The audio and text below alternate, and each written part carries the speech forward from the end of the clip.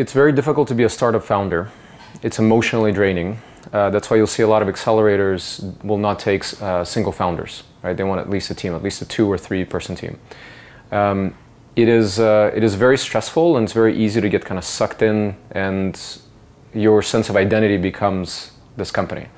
And when something's going slower than you expect, which is almost all the time, or something's not working, it can be very demoralizing for founders. So that's actually a really big problem in the startup world, is the kind of the mental health of founders, because they're going through a very difficult process where you may read on TechCrunch, big success, but you don't know what kind of challenges they went through.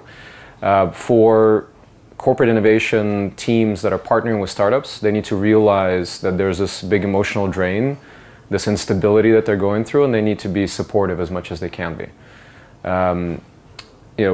If it's an incubation project in-house, it's not as stressful because they're getting a salary from their normal job in a big company. They're not out there looking for money 80–90% of the time from investors. So it is quite different. You can't really compare that, internal corporate innovation versus true startups doing it on their own.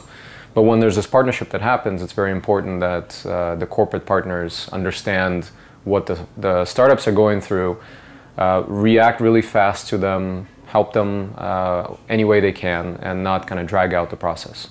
Because as a startup founder, you're talking to a big company, you're going to be excited when you get somebody to answer an email. You're going to be excited to set up a meeting, but if that meeting takes 2 months to set up, that's a lifetime for a startup. So it's a different time scale. So it's just important for everybody to understand that startups need to move fast. They don't have a lot of resources. They don't have time, they don't have money, they don't have people. And it would be great for corporates to understand this and react much faster than they usually would internally.